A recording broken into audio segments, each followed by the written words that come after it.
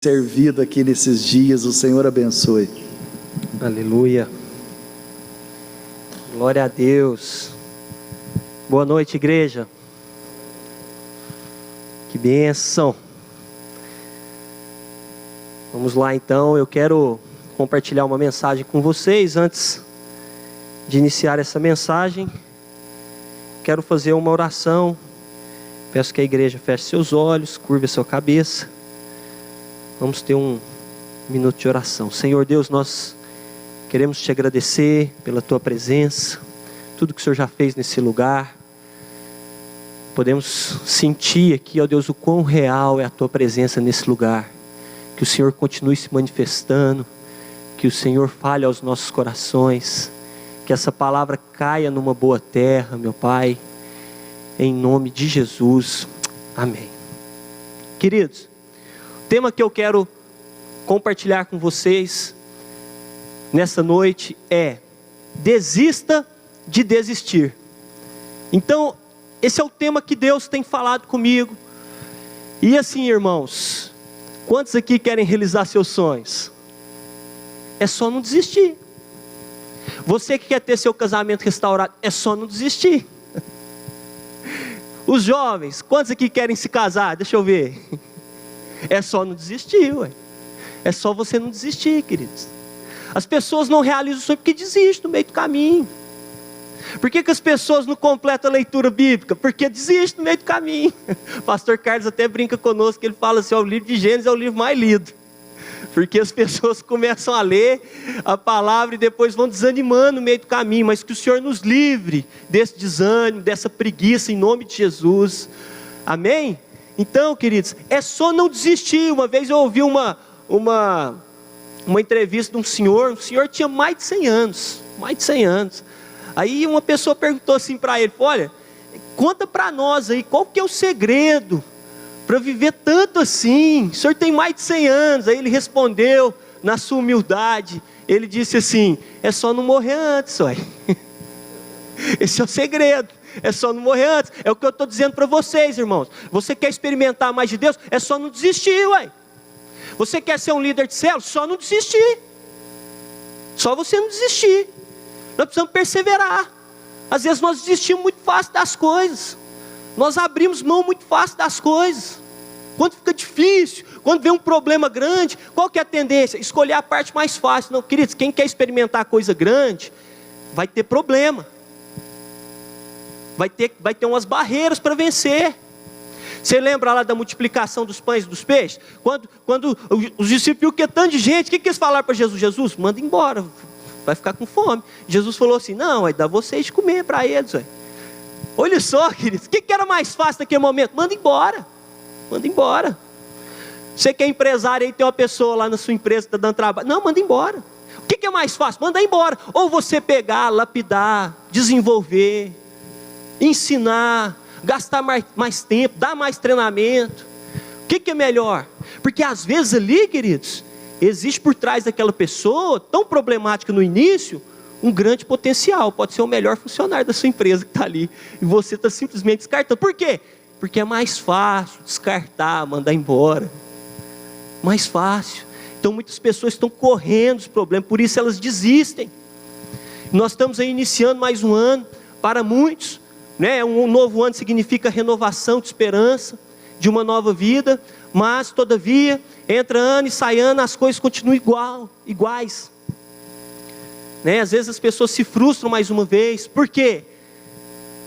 Porque desistiram mais uma vez. Você coloca lá as suas metas, os seus objetivos no papel. Aí quando já vai começando ali perto do meio do ano, parece que as coisas já deixaram de acontecer. Você nem sabe onde mais está esse papel, queridos. Então vai ser mais um ano frustrado, porque você não se planejou. É porque você desistiu. Por algum motivo você desistiu. Às vezes começou bem. Inclusive a tendência é começar bem. As pessoas começam bem. Tem gente que pega aquele cronograma bíblico lá. Você olha lá, a pessoa já está lá em abril, maio. Aí depois que passa abril, maio, nós já estamos lá em setembro, as pessoas estão em agosto. Às vezes começam bem, mas por algum motivo vão desistindo. Às vezes começa perdendo lá, faz seu projeto para perder os seus quilos. Aí começa perdendo os quilinhos. Aí de repente desiste. Aquele desânimo, aquela preguiça danada. E as coisas vão acontecendo simplesmente porque nós desistimos. Então, irmãos, quero dizer para você, não desista. Não desista da sua família. Não desista do seu emprego. Não desista da sua profissão. Se você quer ser um engenheiro, não desista. Você quer ser um médico, não desista.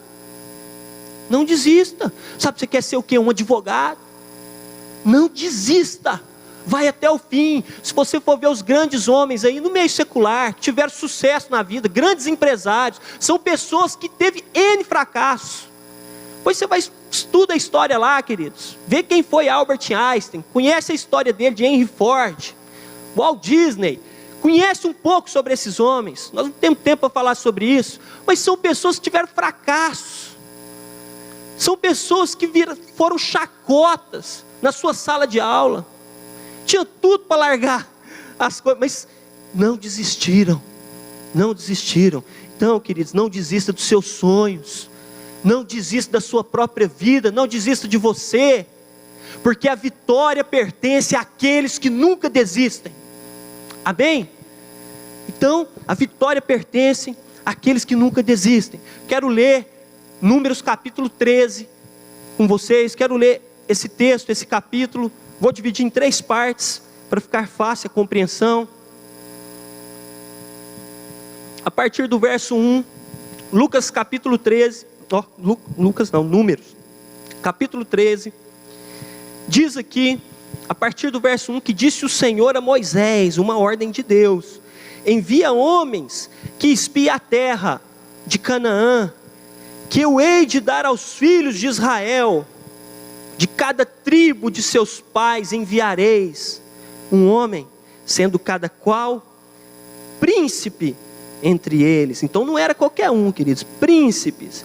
Enviou-os Moisés do deserto de Parã, segundo o mandato do Senhor. Todos aqueles homens eram cabeças dos filhos de Israel. Pula para o verso 17 agora, queridos. Verso 17 fala então que enviou-os. Enviou-os, pois Moisés, ele seguiu a ordem que Deus trouxe, que é para escolher, para levantar ali os 12 homens. E Moisés enviou-os para espiar a terra de Canaã e disse-lhe: subi ao Neguebe, penetrai nas montanhas, vede a terra que tal é, o povo que habita nela, se é forte, se é fraco, se são poucos, se são muitos, qual é a terra em que habita, se boa, se má, e que tais são as cidades em que habita, se em arraiais, se em fortalezas.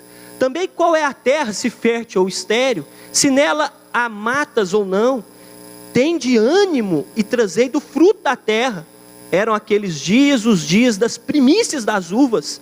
Assim subiram e espiaram a terra, desde o deserto de Zin até Reob, a entrada de Ramate. Até aqui tudo bem. Enviou, eles receberam uma ordem, foram. Verso 25, vai dizer aí que ao cabo de 40 dias, depois de 40 dias, eles voltaram de espiar a terra. Caminharam e vieram a Moisés e a Arão e a toda a congregação dos filhos de Israel no deserto de Parã e Cádiz. Deram-lhes conta e a toda a congregação, e mostraram-lhes o fruto da terra. Relataram a Moisés e disseram: fomos à terra, aqui nos enviastes, e verdadeiramente mana leite e mel. Este é o fruto dela, está aqui, ó, mostraram os frutos. O povo, porém, que habita nessa terra é poderoso, e as cidades muito grandes, fortificadas. Também vimos ali os filhos de Anak. Os amalequitas habitam na terra do Neguebe, os heteus, jebuseus, amorreus habitam na montanha, os cananeus habitam ao pé do mar e pela ribeira do Jordão.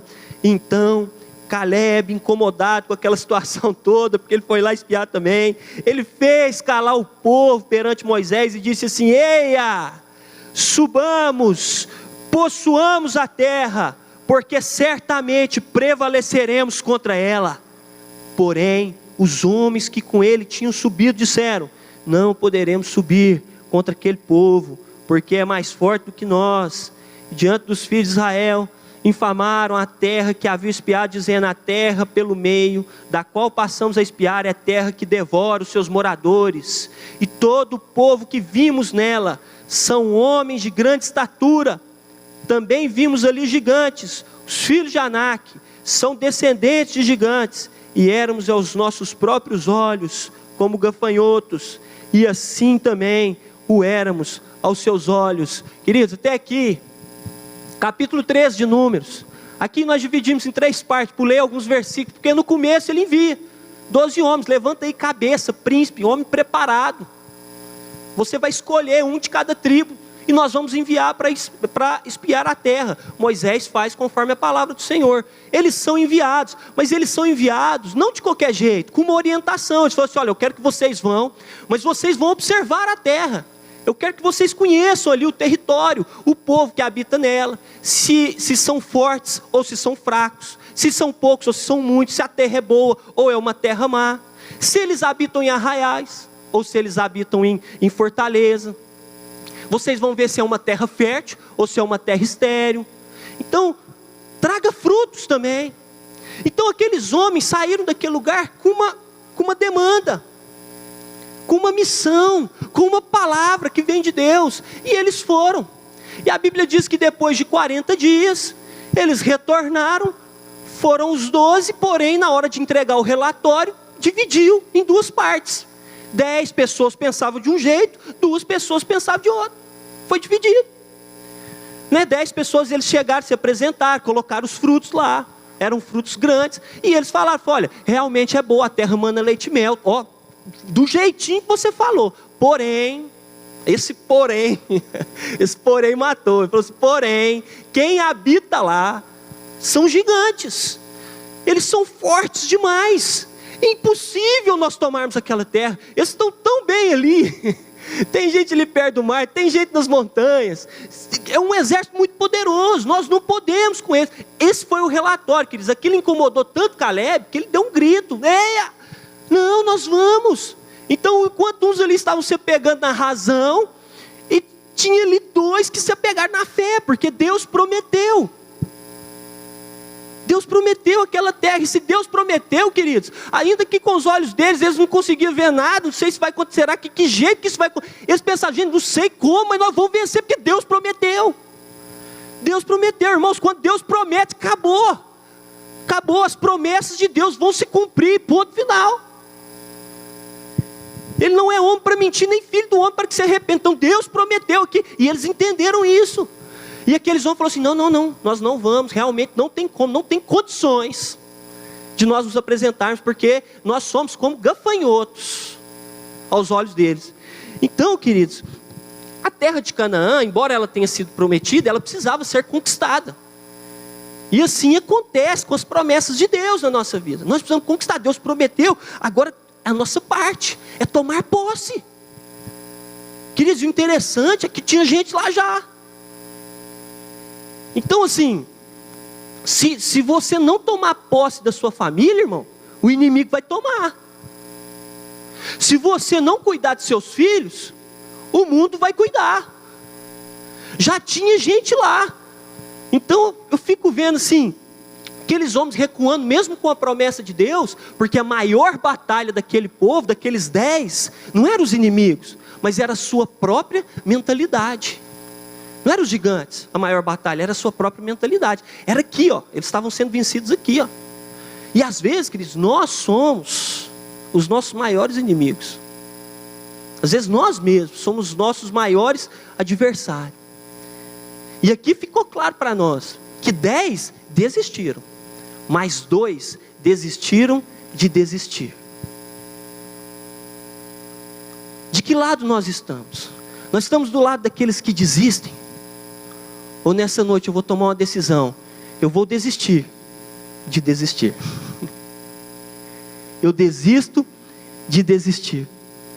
Então, queridos, nós precisamos enfatizar, porque naquele momento que eles chegaram, eles falaram tanto dos gigantes, eles falaram tanto dos problemas, eles falaram tanto das fortalezas, mas em momento algum eles mencionaram o nome do Senhor. Sabe, queridos, eles ficaram falando o tamanho do problema. ao invés de falar o tamanho do nosso Deus. E se nós não tomarmos cuidado, nós vamos cair nesse mesmo erro, que estamos exaltando demais o problema, estamos exaltando demais esse vírus. Mas eu quero dizer que o nosso Senhor é maior do que esse vírus. É Ele que tem que ser exaltado, é Ele que tem que ser divulgado, é Ele que tem que ser propagado, é o nome do Senhor. Ele é maior do que tudo isso. Então nós precisamos entender sobre isso, sobre falar mais do tamanho do nosso Deus. Tivemos ali diferentes observadores, eles viram as mesmas coisas, eles tiveram as mesmas experiências, mas percepções diferentes. É como se, aqui tem pessoas de vários jeitos. Se eu colocar aqui um abacaxi aqui, ó, às vezes vai chegar um aqui, vai falar assim: nossa, minha fruta favorita, eu vou devorar. Às vezes vai chegar um outro aqui e vai falar assim: nossa, não tem que descascar. Percepções diferentes. Entenderam? Saiu o edital no concurso. Vai chegar uns que vai falar assim: nossa, essa é a minha oportunidade. Mas vai chegar outros e vai falar assim: ixi, é difícil demais. Esse trem é complicado demais. Vestibular, queridos. Olha aí os jovens, vestibular. Nossa, essa é a minha hora. E outros vai dizer assim: tem que estudar demais. Observadores diferentes, percepções diferentes. Precisamos nos policiar nisso, queridos, senão nós vamos cair nessa armadilha. Como que nós estamos reagindo quando aparecem os desafios, as oportunidades? Nós podemos ter dois tipos de atitude. Dois tipos.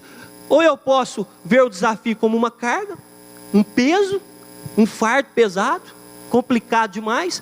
Ou eu posso ver aquele desafio como uma oportunidade para conquistar algo novo, para avançar, para subir mais um degrau. Como que eu estou enxergando? Como que é isso? E eu quero falar com vocês sobre 3 fatores que foram decisivos para que aqueles homens desistissem. 3 coisas que pesaram. Primeira coisa, visão. A visão. Porque aqueles homens, queridos, no começo do capítulo 13, fala assim: quando Deus falou assim: Moisés, levanta quem? Príncipes, cabeças, homens adestrados. Eu quero que você, não é para qualquer um, selecionar a dedo. Mas quando você vai ali no finalzinho do capítulo 13, como que eles estavam se vendo? Como gafanhotos. Queridos, isso é muito sério. Eles esqueceram de quem eles eram. Eles esqueceram do que eles tinham. Eles esqueceram, parece que deu uma amnésia neles. Simplesmente eram príncipe, cabeça, de repente, nós somos gafanhotos. Nós não somos ninguém. Então, irmãos, a incredulidade faz esquecer a nossa identidade. Destrói as nossas qualidades. É a incredulidade. Então, irmãos, como que você está enxergando você? Quando você olha no espelho, o que você enxerga? O que você enxerga? Quando você olha para você, irmãos, quando você olhar no espelho, lembre-se, você está olhando para uma pessoa que nasceu para vencer.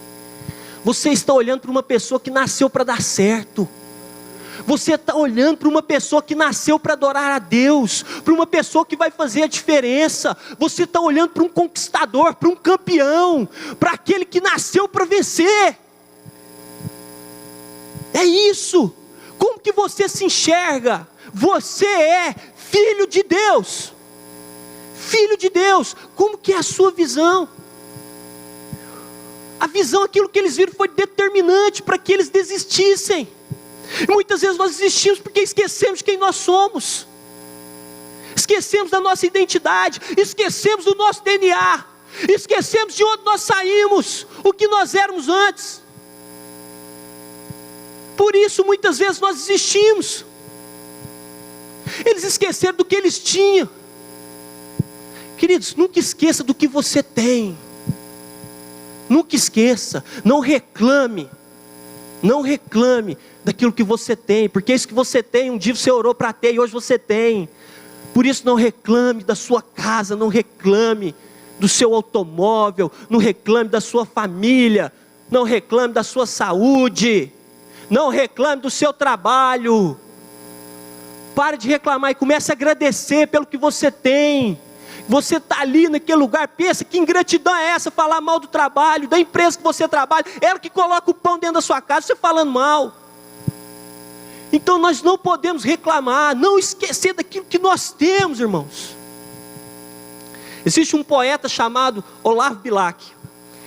Ele fazia algumas divulgações, algumas publicações para quem quisesse vender, e um rapaz queria vender uma propriedade rural, procurou o poeta e mostrou a propriedade rural para que ele fizesse essa publicação.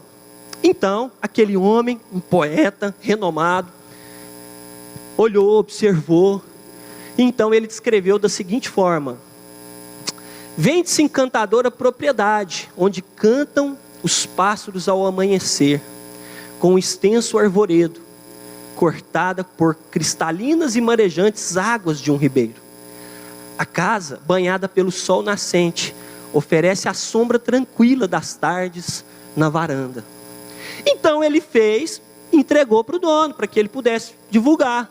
E quando o dono leu aquilo, querido, falou assim: meu Deus do céu, eu não sabia que eu tinha algo tão precioso, aquilo que não significava nada para mim, aquilo que não significava nada para minha família, eu estava quase que entregando de graça para as pessoas, quase que dando. E o poeta vem e abre os olhos dele e fala assim: olha o que você tem. Queridos, olhe para o que você tem. Será que você não está dando as coisas de graça para as pessoas? Será que você está valorizando aquilo que você tem? Não vá fazer como Esaú, que por um prato de lentilha vendeu o seu direito de primogenitura. Querido, escuta, para Esaú o direito de primogenitura não era nada, mas para Jacó era uma grande bênção. Escuta, tem muita gente lá fora doidinho para ter o que você tem. Muita gente sonhando em ter o que você tem, e nós estamos desprezando. Sabe qual é a visão que eu tenho tido? Muitas vezes eu desisto porque eu esqueço, a incredulidade toma conta. Sabe a visão que eu tenho de mim mesmo? Qual é a visão que você tem da sua família? Qual é a visão que você tem da igreja? Então o primeiro fator predominante para que aqueles homens foi a visão. Mas a segunda coisa foi a boca, a língua. Queridos, escuta, aqui está claro. Aqueles que disseram, nós não vamos conseguir, não conseguiram. Mas os dois que disseram assim, nós vamos conseguir, conseguiram.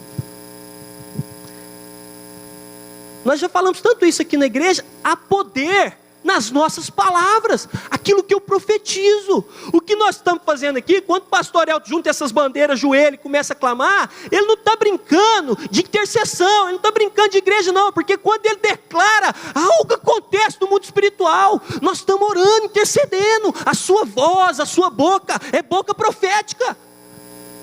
Boca profética. Então nós estamos aqui clamando a uma só voz, como igreja. E precisamos fazer isso com mais seriedade, com mais responsabilidade, porque esse momento aqui é um momento profético dentro da igreja. Nós estamos numa guerra com um inimigo que é invisível, mas que não é maior do que o nosso Deus. Então nós precisamos ter esse entendimento, que a nossa boca é uma boca profética, e nós precisamos declarar, tomar posse. Como que você tem declarado, queridos? Sabe, nós profetizamos, nós oramos. Eu profetizo, a pastora Sandra já venceu esse vírus. Eles já venceram, ele está debaixo dos nossos pés, porque ela é forte. É assim que se declara. Nós já vencemos o maligno. Sabe, nós somos fortes, nós somos corajosos. Sabe, nada vai prevalecer contra a igreja. Nós não podemos aceitar, sabe, esse vírus causar uma devastação e nós ficarmos quietos, achando que está tudo bem, então está tranquilo, mais um decreto aqui, então vamos organizando aqui. Cara, isso tem que mexer conosco. Não, nós não podemos aceitar. Tem pais de família que precisam trabalhar e tudo. cara, nós precisamos orar para esse vírus ser extirpado do nosso meio, parar de causar esse rebuliço, precisa haver ordem aqui do nosso meio, e nós precisamos orar, precisamos interceder, nós somos os soldados dessa guerra. Então, irmãos, escuta, aqueles que falaram assim, nós vamos conseguir, nós vamos entrar e nós vamos possuir essa terra, depois de 38 anos, Josué e Caleb tiveram a oportunidade de comprovar a sua fé, de comprovar na prática o que eles disseram lá atrás. E Josué e Caleb mostraram que o que disseram lá atrás não era somente um discurso para empolgar, para mexer com a galera, não, o que eles disseram era uma verdade. Por isso que se cumpriu 38 anos depois. Eles estavam ali simplesmente para comprovar que o que eles disseram lá estava dentro deles de verdade. Eles conquistaram a terra prometida, não foi 38 anos depois, eles conquistaram quando eles declararam com fé e aquilo se tornou uma verdade dentro deles. Porque pelos olhos da fé eles já conseguiam enxergar. E isso é fé. Quando a gente declara, você já pode se considerar um vitorioso, um conquistador. Já pode se considerar. Se for de verdade, queridos, pode ter certeza, o Senhor vai honrar a nossa fé em nome de Jesus. E é assim que nós temos que pensar. Eu estava conversando com uma moça, né, ela falando ali conosco, que ela estava falando, na época que ela estudava numa escola pública, trabalhava durante o dia e queria prestar vestibular numa escola, numa faculdade federal. E as pessoas falavam para ela, pô, é meio complicado. Primeiro porque você está estudando em escola pública, isso já tem um tempo, mas você está estudando na escola pública, olha como que as pessoas desprezavam. Mas você está estudando na escola pública. Outra coisa, você trabalha, você não tem tempo para estudar, você não está fazendo um cursinho, não está fazendo nenhum cursinho, porque você trabalha, não dá tempo. Como que você vai fazer? E aí ela pegava, escutava aquilo, mas de repente ela tomou uma atitude na vida dela. Ela estudava, ela trabalhava, mas durante a madrugada ela tirava uns dias ali e ela estudava. Mas muito mais do que isso, querido, sabe o que ela começou a fazer? Ela começou a declarar com a boca dela, falou assim, eu vou passar. E ela ia estudar de manhã no caderno dela, ela escrevia, eu vou passar. E ela pegou uma folha e escreveu, eu vou passar. Ela abriu o guarda-roupa dela, colou lá dentro, eu vou passar. Queridos, ela começou a falar isso, e onde ela ia, ela não deu mais ouvido a essas vozes. E ela com muita convicção, estudando, fazendo a sua parte. Irmão, sabe o que aconteceu? Passou numa universidade federal, sem fazer cursinho, estudando na escola pública e trabalhando ainda de tarde. Então assim, fez a parte dela? Fez, irmãos. Mas otimismo, uma pessoa otimista, ela muda o ambiente. Uma pessoa otimista, é tão bom conviver com pessoas otimistas, com pessoas que te levantam, pessoas que te dão um ânimo, sabe, pessoas que acreditam em você, como é bom. Então, queridos, o primeiro fator foi a visão, o segundo fator foi a boca deles. Mas aqui, olha, aqui está o terceiro fator, a mente. A mente. E assim, irmãos, às vezes, aqui é o nosso principal campo de batalha, ó, na mente. É aqui que nós precisamos lutar. Nós precisamos buscar em Deus, sabe, renovar a nossa mente. Os 10 espias, eles não foram derrotados pelos gigantes, quer dizer, eles foram derrotados, como eu disse, pela incredulidade, pelo medo, pela covardia. Eles foram vencidos antes mesmo de ir para o combate. Eles nem lutaram, eles foram vencidos sem lutar. Olha que triste isso, queridos. Você passar desapercebido, sem lutar, sem fazer nada. Você perdeu a batalha, você simplesmente desistiu. Nem lutei, nem tentei. Não fiz nem a prova. Simplesmente desisti, entreguei os pontos. Triste isso. Eles entregaram os pontos aqui, olha. Nem lutaram, nem tentaram. Sabe, isso não pode acontecer. Eu fico vendo, tem pessoas com mentalidade pequena demais. Pequena. Eu trabalho num lugar, nós vendemos serviço. Aí muda. Querido, se você não atualizar, se você não ir modernizando, você vai ficando para trás, vai ficando defasado. Mas é serviço. Aí muda lá um serviço, ó, nós vamos começar a vender esse outro serviço agora é uma outra coisa. Aí tem algumas pessoas que falam assim, nossa, não, agora ficou difícil demais. Nossa, ficou complicado, porque mudou tudo. Nossa, que bagunça, virou... Gente, cabeça pequena. pelo amor de Deus, gente. Não, porque nós vamos mudar o sistema, nós vamos pôr um sistema mais moderno. Nossa, nós já estamos acostumados com esse sistema, não mexe não, o time que está ganhando. Gente, quando você quer modernizar, quando você quer melhorar, as pessoas parece que elas estão se contentando. Uma mentalidade pequena, queridos, nós precisamos evoluir, nós precisamos avançar. Nós não podemos ficar contentando, sabe, às vezes com um cacho de uva, igual eles se contentaram lá, com as frutas. Eles chegaram com aquelas frutas lá, falando assim, olha o que nós trouxemos, como se fosse uma conquista, que lá não era conquista, que lá era uma amostra do que Deus ainda ia fazer na vida deles. Era só o começo. Sabe, queridos, o que Deus tem para fazer na nossa vida é muito maior. Às vezes você está experimentando algo bom, mas escuta, tem algo melhor do que o bom. Deus tem o melhor para nós. Então aquilo não era uma conquista, aquilo era uma amostra. Uma amostra. Porque o que Deus tem é maior. Então, queridos, a mente deles, uma mentalidade pequena. Sabe? E por que as pessoas desistem? Por que as pessoas desistem, irmãos? Porque elas olham para a circunstância. Olhem para a circunstância. Muitas vezes nós tiramos os olhos do Senhor. Enquanto a Bíblia está dizendo, eleva os meus olhos para o Senhor. E nós tiramos os olhos, olhamos para a circunstância. Quando o vento é mais forte, a gente parece que fica cego. Você viu Pedro? Quando Jesus falou assim, né? É o fantasma. Aí Pedro falou assim, Senhor... Aí Jesus falou, sou eu, Pedro. Falou assim, não, Senhor, deixa eu ir andando. Falei, então pode vir. Ele andou. Teve uma experiência que ninguém teve. Andou por um tempo, mas quando ele olhou na força do vento, ele caiu, ele afunda. Então, irmãos, quando nós olhamos para as circunstâncias, nós afundamos. Nós perdemos o controle da situação. Mas quando os meus olhos estão no Senhor, nada me segura. Então por que as pessoas desistem também? Porque por causa da lembrança das experiências fracassadas. Muitas pessoas desistem no meio do caminho por causa do passado. Porque algo aconteceu no passado. Porque ela tentou uma vez e não deu certo. Porque os pais dela tentou e ele presenciou uma situação terrível. Então se não deu certo, não dá certo comigo também.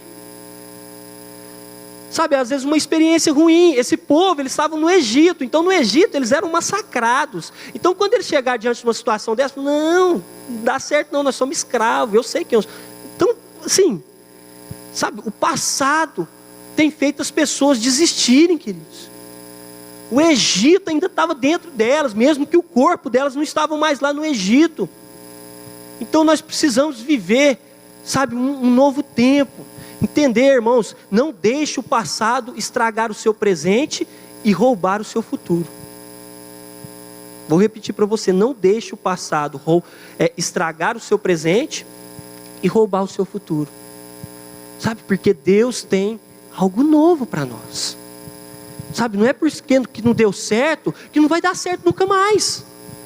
Escuta, a pesca maravilhosa de Pedro só foi maravilhosa por causa da segunda tentativa. Então nós não podemos desistir. As pessoas desistem também por causa do medo. Tem medo, elas desenham sim, o pior sempre na sua mente, na sua cabeça. Elas desenham sempre o pior. Quando ela está diante do desafio, ela já pensa que vai dar errado. Não, aquilo vai dar errado. As pessoas têm medo, ela tem medo de se relacionar. Não, porque vai dar errado. Eu não vou nem... As pessoas estão sendo prisioneiras do medo, queridos. Outra coisa que faz as pessoas desistir é porque elas não aceitam, elas não estão dispostas a passar pelo processo. O processo, ele faz parte, irmãos. Não tem como você esquivar do processo. Todos os homens de Deus que conquistaram, que alcançaram coisas grandes, passou por um processo. E o processo, ele é dolorido. Cada um é de uma forma, mas às vezes no processo, vai ter que tocar na ferida dói. O processo, às vezes, ele é desconfortável. Ele é desconfortável, não é fácil. Sabe, às vezes vai ter que tratar algumas coisas da sua vida. Às vezes você vai passar por algumas lutas. Às vezes você vai ter algumas perdas. Às vezes você vai ter que abrir mão de algumas coisas. Então, para que as coisas se consertem na sua vida, existe o processo. E o processo dói. O processo dói. Então faz parte. Porque é a preparação. Davi, ele dormiu no palácio, quando ele acordou, ele estava no palácio, foi assim? Não foi. Não foi. Porque existe processo. de maturidade. Às vezes no processo que você vai ter maturidade, que você vai crescer. É ali no processo que Deus vai quebrar o seu orgulho. É ali no processo que Deus vai te desarmar. É ali no processo que Deus vai te dar mais humildade. Então nós não estamos às vezes prontos. Deus está trabalhando conosco dia após dia. Então as pessoas desistem no meio do processo, porque não mereço isso não, está difícil demais. Querido, deixa Deus trabalhar na sua vida. Deixa Deus trabalhar. Então, irmãos, o que eu quero concluir, eu sei que meu tempo praticamente esgotou. Quero concluir com vocês dizendo, olha, se for para desistir, desista de desistir. Sabe, se você tem um sonho, se você tem um objetivo, se você quer a sua família, se você quer o seu casamento, se você quer a sua profissão, se você quer essa cidade, não desista. Não desista, queridos. O segredo é não desistir. Sabe, mas para isso, nós precisamos mudar o lado de dentro. Quando eu estou falando do lado de dentro, não estou falando da igreja, estou falando aqui, de nós, do meu e do seu interior. Eu quero que as coisas aconteçam do lado de fora, eu preciso mudar o lado de dentro. A mudança, ela começa aqui, dentro de mim. Dentro de mim. Eu fico vendo ali, Jesus estava compartilhando isso com os meninos. Lucas capítulo 5, a pesca lá maravilhosa de Pedro. Pedro tentou pescar a noite inteira, não pegou nada. Estava lá cansado, sobrecarregado. Apareceu quem? Jesus apareceu na vida dele. Quando Jesus apareceu, Jesus fez um desafio para ele, lançou só uma palavra na vida dele. Falei, Pedro, vai lá e lança lá essa rede. Só que você vai mais fundo, lança lá. E Pedro, debaixo da palavra de Jesus, ele foi lá e lançou, queridos. Foi tanto peixe, mas tanto peixe. Teve que chamar os amigos para buscar os peixes. Porque assim, Jesus desafiou os seus discípulos a mudarem a sua forma de pensar, para causar grandes mudanças. Então escuta, irmãos. Naquele momento, o que Jesus queria mudar, não era a quantidade de peixes. O que Jesus queria mudar era o interior daqueles homens. E ele conseguiu. Sabe por quê? Porque quando Pedro volta, ele se prostra, larga os peixes, se prostra e fala, Senhor, faça de mim que eu sou pecador. E Jesus faz um convite para ele ser pescador de homens. E a Bíblia diz que ele largou tudo e seguiu. Então ele disse, o peixe já não é mais prioridade, prioridade é o Senhor. Então, o que Jesus estava trabalhando, o que Jesus queria mudar era o interior deles. E é assim que Jesus quer mudar na nossa vida, para que sejamos pessoas mais constantes, mais firmes, que não desistem. Jesus estava ensinando eles a trabalhar com a fé, porque com a razão eles já sabiam muito bem. Nós já sabemos também como trabalhar com a razão, somos expertos nisso. Mas o que Jesus quer ensinar para mim e para você, igreja, é que nós possamos trabalhar com a fé. Com a fé, sabe, a fé é a convicção de fatos que não se veem. A equipe de louvor, por gentileza, sabe, é a fé. Então entenda isso, irmãos. Eu quero fechar essa palavra falando essa frase para vocês. Olha, nós só conseguiremos mudar o que está do lado de fora, se primeiro nós mudarmos o que está do lado de dentro de nós. Eu vou repetir. Nós só conseguiremos mudar o que está do lado de fora, quando primeiro nós mudarmos o que está do lado de dentro de nós. A mudança começa aqui. Sabe, aqui que precisa ter essa constância. Sabe, nós não podemos ser aquele tipo de pessoas que oscilam na fé. Sabe, que cada dia está de um jeito. Nós precisamos ser constantes, queridos. Sabe, a igreja em ação é uma igreja constante. Uma igreja constante, é uma igreja que persevera. É uma igreja que não desiste. Queridos, nós não vamos desistir. Nós não vamos nos prostrar diante desse vírus. Nós não vamos aceitar essa bagunça que está acontecendo. Porque o nosso Deus é maior. Sabe, nós somos os soldados dessa batalha. E nós vamos enfrentar com personalidade. Porque a palavra de Deus diz que 1000 cairão do nosso lado, 10.000 à minha direita, mas nós não seremos abalados. Nós precisamos ter essa convicção. Nós precisamos orar a palavra. Nós precisamos acreditar no que essa palavra diz. Nós precisamos viver essa palavra. Nós precisamos respirar essa palavra. Nós não podemos nos prostrar e nos render diante de qualquer enfermidade, diante de qualquer ataque. Nós vamos nos prostrar somente a Deus, que é digno e poderoso para reverter qualquer quadro nas nossas vidas. Todo o poder está nas mãos dele. A ele a honra, a glória e o poder para sempre. quero convidar a igreja a ficar sobre os seus pés. Sabe, você que está na sua casa, você pode se levantar também. Vamos orar, vamos guerrear juntos. Sabe, nós estamos numa guerra e nós vamos nos posicionar como bons soldados. Nós queremos vencer.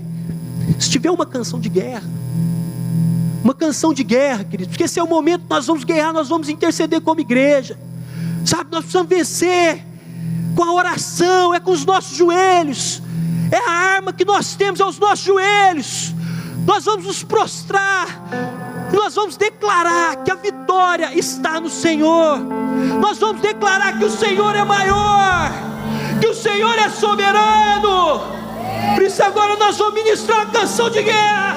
Eu quero que você se posicione como um soldado de Cristo. Você não vai se prostrar diante dessa circunstância. Se for para se prostrar, é para diante do Senhor. Se for para se entregar, é para o Senhor, porque Ele é soberano, Ele é Rei dos Reis. Aleluia, aleluia. Comece a orar, igreja, comece a interceder, comece a bombardear os céus com a sua oração. A sua oração vai chegar aos céus, o seu clamor, o Senhor está com os ouvidos atentos. Vamos, igreja, vamos interceder todos juntos, que eu creio na transformação, eu creio na cura. Quando a igreja entra em ação, o Senhor também entra em ação. Aleluia. Bom, vamos orar. Senhor Deus Todo-Poderoso, o Rei dos Reis, o nosso Deus Todo-Poderoso, aquele que pode fazer infinitamente mais do que pedimos ou pensamos, Ele está nesse lugar, Ele está nesse lugar. Vem, Senhor, vem sobre a nossa cidade, vem sobre a nossa família, visita ali a casa do pastor Carlos, ó Deus, arranca toda enfermidade, arranca todo esse vírus. Nós não aceitamos nenhum soldado ferido, porque o Senhor é maior, o Senhor é maior. Bom, vamos declarar, o pé. Deus está lutando, dissipando as trevas, trazendo o seu reino, firmado para sempre. Cai o inimigo e bradaremos grande ao Senhor. Vamos lá. Deus está lutando, dissipando as trevas, trazendo o seu reino, firmado para sempre. No nome de Cristo, cai o inimigo e bradaremos grande ao Senhor. Deus está lutando, dissipando as trevas, trazendo o seu reino, firmado para sempre.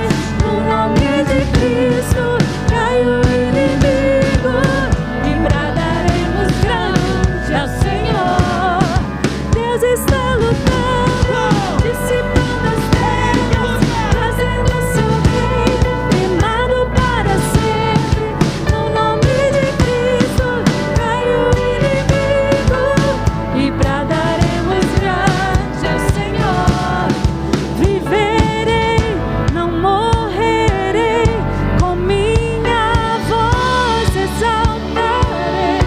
Eu sei que sou curado em nome de Jesus.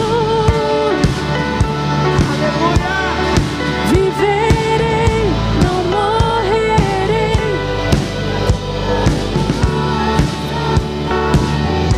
Eu sei que sou curado em nome de Jesus. Deus está lutando, dissipando as trevas, trazendo o seu reino, firmado para sempre. No nome de Cristo, cai o inimigo e bradaremos grande ao Senhor. Deus está lutando, dissipando as trevas, trazendo o seu reino, firmado para sempre. No nome de Cristo, cai o inimigo e bradaremos grande ao Senhor. Esse é o nosso Deus, Ele está lutando por nós. dissipar todas as trevas. É Ele que vai cortar a cabeça dos nossos inimigos. Ele é o nosso Deus Todo-Poderoso, Rei dos Reis, o Senhor dos Senhores, aquele que nos toma pela mão direita e nos sustenta. Ele está nesse lugar, queridos. Vamos declarar mais uma vez com fé. Sabe que Deus está lutando por nós, que é Ele que vai dissipar todas as trevas. Quero que você declare isso com fé, de todo o seu coração, que Ele é grande, que Ele é soberano.